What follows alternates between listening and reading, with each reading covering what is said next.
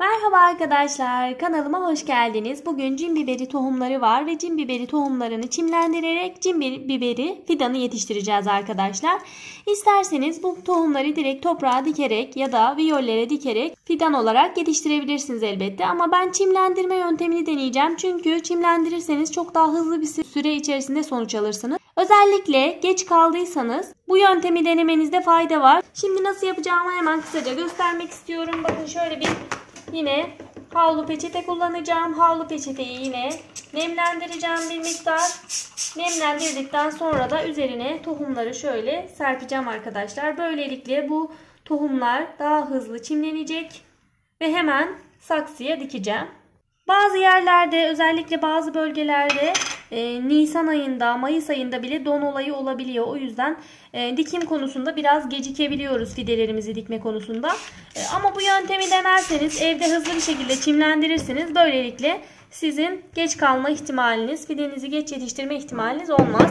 Nemlendirme işlemini tamamladıktan sonra kavanoza koyuyoruz, kapatıyoruz ve bunu bol güneş alan bir yere koyuyoruz arkadaşlar. Bol güneş alan, sıcak olan bir yere koyduğumuzda çok hızlı bir şekilde çimlenecektir. İlerleyen aşamalarda görüşürüz. Tekrardan hepinize merhaba arkadaşlar. Biber tohumlarım çimlendi. Şöyle hemen göstermek istiyorum. Bakın biraz geç kaldım hatta. 3 gün oldu bugün itibariyle. 2 gün kadar bekletmeniz yeterli olur. Bakın artık içinden çıktı. Büyümeye bile başladılar. Bu şekildeyken dikerseniz çok daha hızlı sonuç alırsınız arkadaşlar. Normalde biber toprağa diktiğinizde bu kadar hızlı çimlenmez.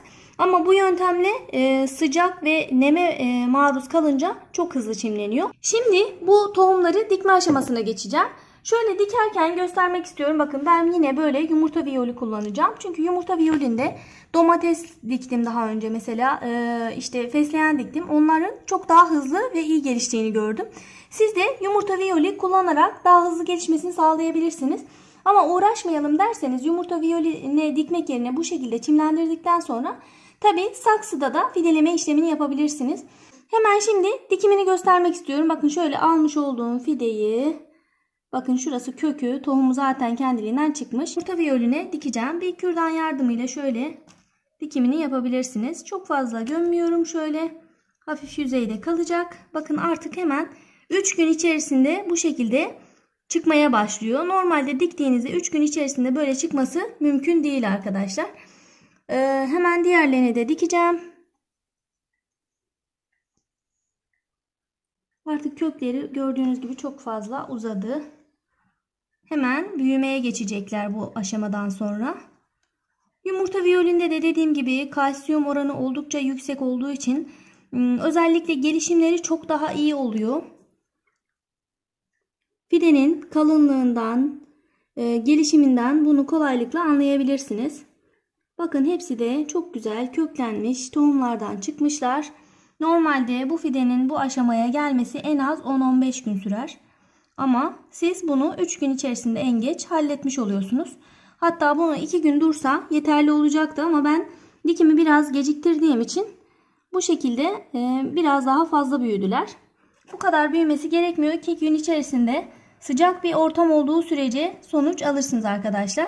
Kavanozu sıcak bir yere koymayı ihmal etmeyin lütfen. Ben şimdi bunları saksıda yetiştireceğim için hepsini dikmeyeceğim arkadaşlar. Yaklaşık 5-6 tane dikmem, evde balkonda saksıda yetiştirmem benim için yeterli olacaktır.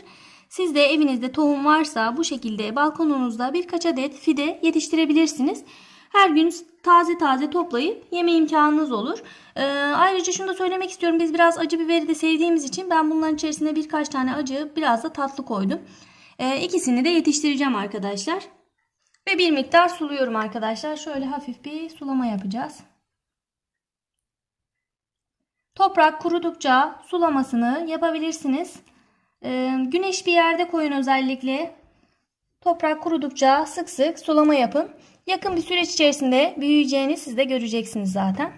Tekrardan hepinize merhaba arkadaşlar. Yumurta kabuğunda yetiştirmiş olduğum biber fidelerim büyüdü bakın. Biraz sulamayı ihmal ettiğim için sarardılar ama tekrardan sulama yaptıkça düzeleceklerdir. Sulama konusu biraz önemli arkadaşlar. Çok fazla verirseniz de sararma olabiliyor ya da az sulama yaparsanız da sararma olabiliyor. Şimdi bunların bir miktarını saksıya dikeceğim, bir miktarını bahçeye dikeceğim. Bu sürece gelmesi yaklaşık 15 gün sürdü. Dediğim gibi çimlendirerek dikmeniz çok daha avantajlı olacaktır. Şimdi bu fideleri saksıya dikme aşamasına geldik arkadaşlar. Yumurta violine dikerken ben özellikle çiçek toprağı kullandım. Size de çiçek toprağı kullanmanızı tavsiye ederim ama normal bu saksıya diktiğinizde bahçe toprağı da kullanabilirsiniz.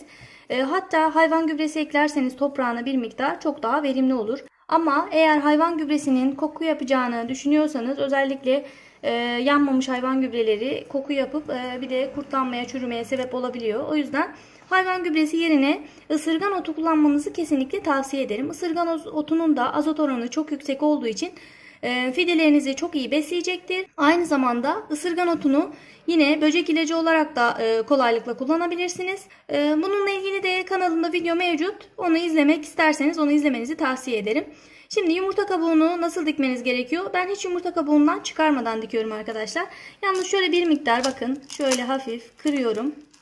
Kırdıktan sonra bunu şöyle içerisine koyuyorum. Çok fazla kırmanıza gerek yok. Şöyle biraz ezdikten sonra toprağa böyle dikeceksiniz. Ve bir miktar sulama yapacaksınız arkadaşlar. Yine şunu da belirtmek istiyorum. Bakın böyle diktiniz diyelim. Bir miktar büyüdüğünde şöyle hafif hafif toprağı havalandırmak için nasıl bahçede çapa yapıyoruz. Çapa yapınca bitkiler çok daha hızlı gelişiyor, iyi gelişiyor.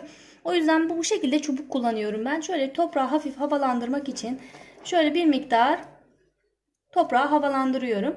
Bıçakla da yapabilirsiniz bunu ya da böyle bir çubuk kullanarak toprağı havalandırmak için bu işlemi arada bir yapabilirsiniz.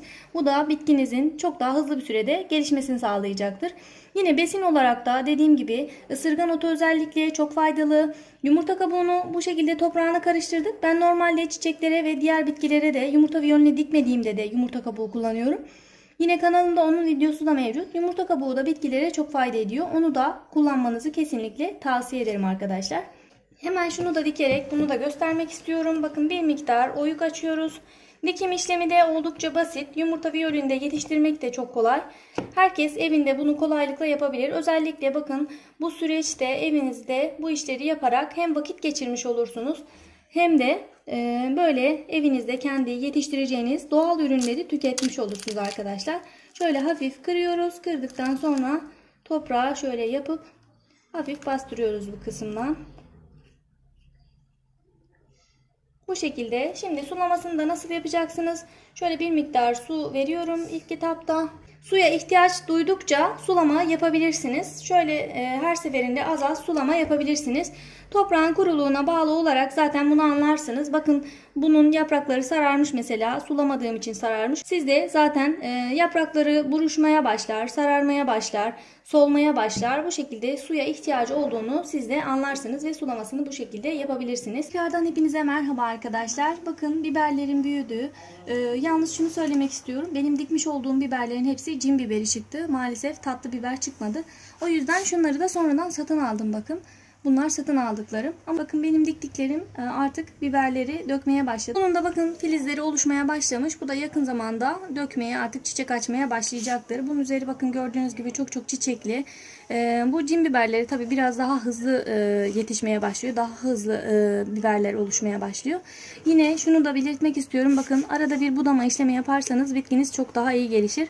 Budamayı daha önce yapmadım. Size göstermek için özellikle. Bakın şöyle arada alt yapraklarından birkaç tanesini koparırsanız böyle bitkinin daha güçlenmesini sağlarsınız. Çiçeklenme daha fazla olur. Yukarılardaki çiçekler bakın onların hepsi mahsul olacak. Bunların hepsi daha hızlı bir şekilde büyümeye başlar ve çiçekler daha fazlalaşır. O yüzden aşağıdaki yaprakları bu şekilde biraz kırmanız gerekiyor. Bahçede de bu işlemi yapıyoruz arkadaşlar. Serada da yine aynı şekilde biraz alt yaprakları kırdığınızda bitki daha çok güçlenir ve daha çok ürün elde edersiniz. Buna dikkat edin. Şuradan alt yaprakları bakın burada mesela çok fazla filiz oluşmuş. Bu çeliklerin her biri aslında bir ürün ama bitkinin buna gücü yetmez. Hepsine gücü yetmeyeceği için özellikle üst kısımlardakini daha iyi besleyebilmesi için şu alt kısımlardan bir miktarını koparmanız gerekiyor. Şöyle birazını koparıyoruz ve bitkinin biraz daha güçlenmesini sağlıyoruz. Yine besin takviyesi yapabilirsiniz. Daha önce de belirttiğim gibi özellikle ısırgan otu kullanıyorum ben. Isırgan otunu kullanmanızı tavsiye ederim. Soğan suyu da kullanabilirsiniz arkadaşlar. Soğan suyu da oldukça etkili. Bitkide hastalık oluşmasını da önlüyor. Soğan suyu zaten bildiğiniz gibi soğan oldukça faydalı bir besin ve antioksidan. Bitkilerdeki hastalıklara ve zararlılara karşı da mücadele ediyor aynı zamanda. Soğan kabuğu suyu yapımı oldukça basit zaten. Evimizde de bol bol soğan tüketiyoruz. O yüzden soğan kabuklarını atmayıp bitkilerinize uygulayabilirsiniz. Evinizdeki saksılarınızdakileri veya bahçenizdekileri yine aynı işlemi uygulayabilirsiniz arkadaşlar. Böyle hobi olsun diye saksıda da yetiştiriyorum ama bizim bahçemizde de çok fazla var arkadaşlar. Biz tarımla uğraştığımız için bahçemizde de biberimiz, domatesimiz, salatamız, her türlü meyvemiz ve sebzemiz mevcut çok şükür. Ama özellikle acı biberi çok sevdiğimiz için hemen yemek anında koparıp dalından yiyebilmek daha kolay olacağı için evde özellikle saksıda yetiştirmeyi de tercih ediyorum.